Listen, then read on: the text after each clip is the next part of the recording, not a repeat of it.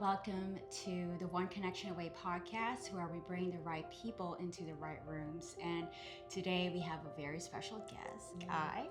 Hello, Skye. Thank you for being the show. Thank you so much, Jennifer. I appreciate you.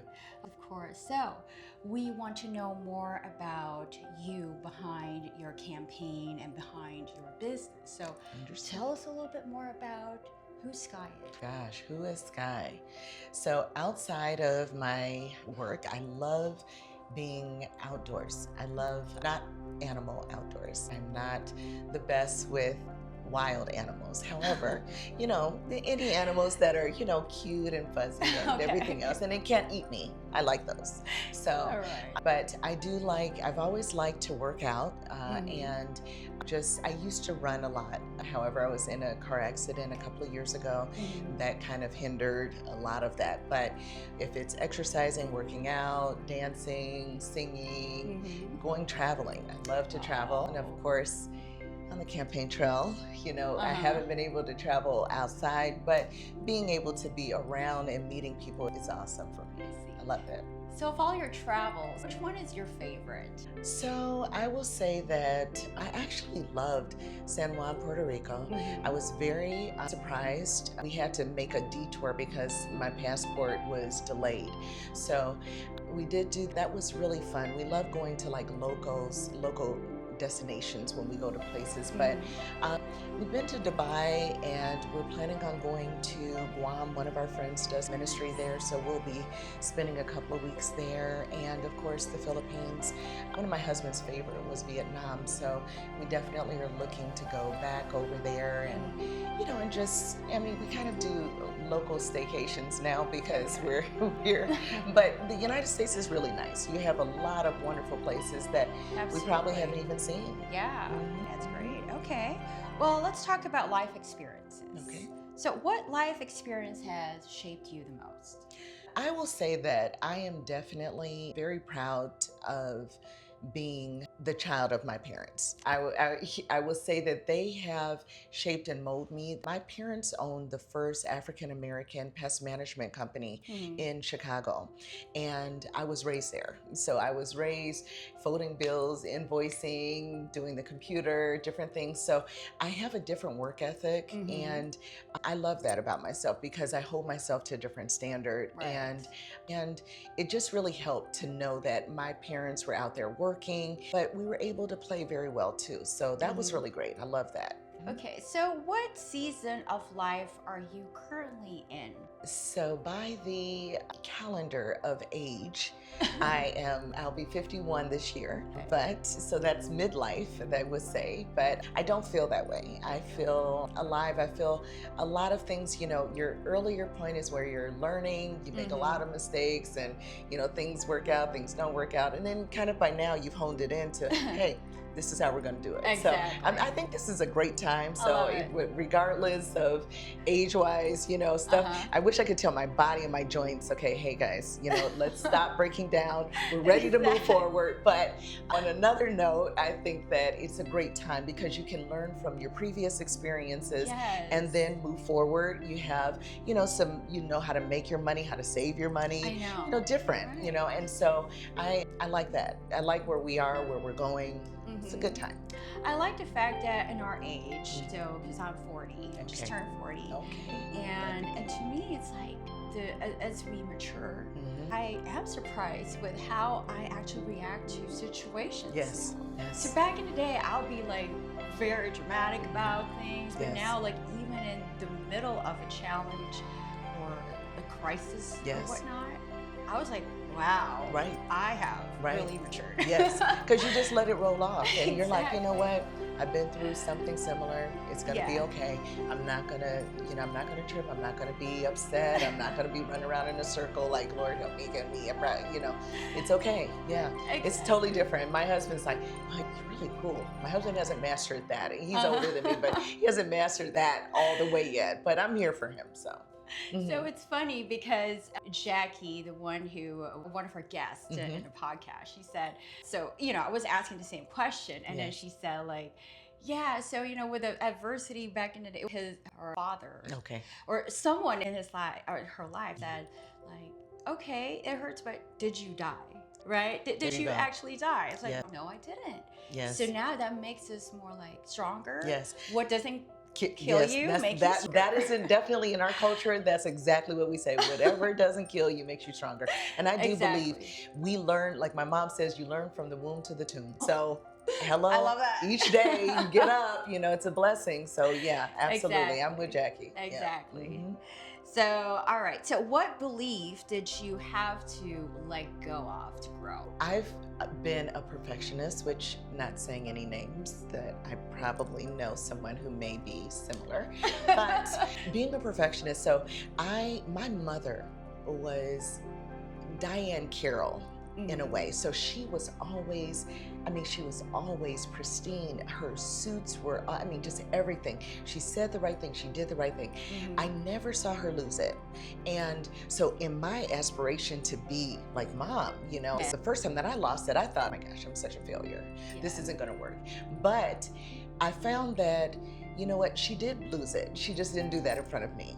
And what happened for me is that I had to let things go. I had to say, you know what, I'm okay, and everything's gonna be okay.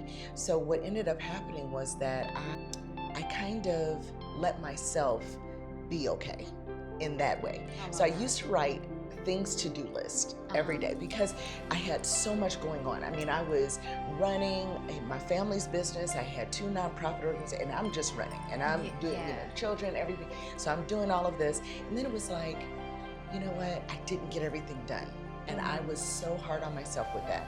And then I realized, but you did this today, and you did this. And so what I started doing was things done lists. So it helped me to just regroup. And then I stopped caring in general. So I just make a list out and what I get done. But I had to grow to that point. I had to let go of, as I say, the cape, the Superwoman cape. Yes. Yeah, I put that right up on the shelf there. It's right up on the shelf. And I just became a Superwoman, 2 words instead of just 1. Perfect. Well said. And because we also put, a fellow perfectionist, okay? Yes. I am admitting that. Okay. We always put some kind of what do you call it, a barrier? Yes. We always have to raise the bar all the time. Like the moment you reach this goal, we're like, no, there's a else. higher goal. So we have to give ourselves grace. And right now, that's what I had to learn with Your Global Connection. Yes. When I started this last year, I had high hopes. I had I'm gonna launch in January. Everything's gonna be perfect from day one. But nope, I was wrong. Mistake after mistake. But that's what we need to go through. Yes. To be where we are. That's right. At right now. That's right. Because everything just helps us, and especially if you learn from them. So I'll just say this: a lot of people don't learn from them. They just keep on making those mistakes. But when you can say, you know what, no, that didn't work. Let's regroup. Let me go back and just do that self-analysis. It helps so much. Absolutely. And then, now the person that I am now is not the person I was back then when I was 40 or 30. Exactly. And so it helps, just to be stronger and to be kind of honing in on what you want to do and what you want to happen. So that's good. Because what I see in you is just awesomeness. So, I understand. I get it. That is, because we're our own worst critic, but you're great. Absolutely. Thank you. You are as well. Well, thank you. Yeah. Alrighty. So, speaking of success, how has definition of success changed over time for you? So, I think that kind of goes with what you're looking for. So what I had to realize is that, I've been in public service, meaning that I've been working for people and really trying to help. It hurts me when I see someone who doesn't have shoes, when they don't have something to eat or something. And that's always been me. And my parents were very big on, hey, we're going to give back. We're going to the soup kitchen, or we're going to do something else for, Thanksgiving and everything else. We're going to give things away. And because of that, I've always had that mindset. And I don't think that a lot of us think of that as being successful, but I know that marrying my husband, he is someone like we will be out and there may be a homeless guy. I really like those shoes. I really like that hat. And they're just giving a compliment. He will literally take them off and give it to him. And that's the selfless type of love that he has. But I realized that was always in me as well. And so, you when you're younger, you mirror by, okay, how many degrees do I have at this point? Or where am I at financially? What, assets have I acquired? And I used to feel bad because I was doing so much that some of those little marks I missed. And then I had to realize, but I love people and I serve God and I'm okay. I may not be where I want to be, but I'm not where I used to be. And I've been able to really talk to people, give back, and to be able to change their lives, even just by talking, just by listening sometimes. And so I think we need to be a little bit less harsh on ourselves and kind of look at our little successes, just little things, because that's what makes the mountain, those little pebbles, that mountain. And I don't think we view it that way. So I had to kind of take a step back and just not be as difficult and hard on myself. I totally agree with that. So what I do right now is I've changed my mindset about what 100% means. Yes. There will be times when, let's say yesterday, you're not really feeling good and all you have is 20%. That's it. But that 20%, 100% for that day. Yes. So you have to be okay with that. Absolutely. Because if you're not, now you're setting the bar too high. Now it's like, oh my God, I'm 20%, so I'm 80% deficit. Yes. But in the end, like if that's the only energy you have, that's it. Respect it. Yes. And to me, I'm like, so now I honor the days when I don't do anything. I know. There are times when I go quiet. It gets better when you get older. When you're like, do you have anything you're going to do this weekend? No, I don't. That is like the best answer. Exactly. Okay, Yes. Yes. So I'm like, rest. Now I know rest is also part of the process. It is. And it's very important. Yes. Because otherwise, if you're not able to rest, you cannot be an ultimate 100% anyway. No. So to me, I listen to my body now. Absolutely. Like if I'm like, my mind's not there, I stop. Yes. I acknowledge that I cannot really read this sentence right now. And I will get back to that later when I'm feeling a lot better. Absolutely. And that's wonderful. And I'm glad you learned that, because that part is so difficult and it's so well needed. Very, very much. And movement too. Yeah. Movement. So that's what I realized, the yoga, even just walking or just flailing your, just your hand movement, whatever. Absolutely. It's really helpful. Yes, it is. Yes. So I love that. Okay. Absolutely. So what lesson did life teach you the hard way, but you're grateful for right now? Well, that kind of goes into what you just said. So between 2007 and 2009, remember I said that my family owned pest management company. So I was changing over the equipment to more, the chemical permit, to more eco-friendly. But I didn't know that I was sensitive to chemical. So I kept getting sick. I kept every 6 months. I lost my voice for a year and developed some kind of thing with my vocal cords. There was a vocal disorder, and I was like, this is not it. I talked for a year. But I think it was time for me to be quiet and let people who I was paying to do their job to step up and do some things. And so everything is a lesson. But in 2009, I remember I kept going back and forth to the doctor. I just was not getting better. My mother was actually out here, and she was taking care of my elderly aunt, my father's sister. And she was like, you know what? And their doctors were calling her. And they were like, you need to come and get her because she's not going to make it. And I was like, I didn't know that at the time. They told her. So she's like, wait a minute. Why don't you come out here? And so I came out here, and I actually, at that time, I think our oldest was in elementary, and I was able to walk her to school every day. So it was like 2 miles, okay? And I was able to kind of build up my resistance and everything else. And I actually, even though the healthcare here is not the best, I actually got diagnosed here. And I found out I had a couple of like autoimmune and nervous disorders and nerve disorders. So I knew that, okay, I am in pain for a reason.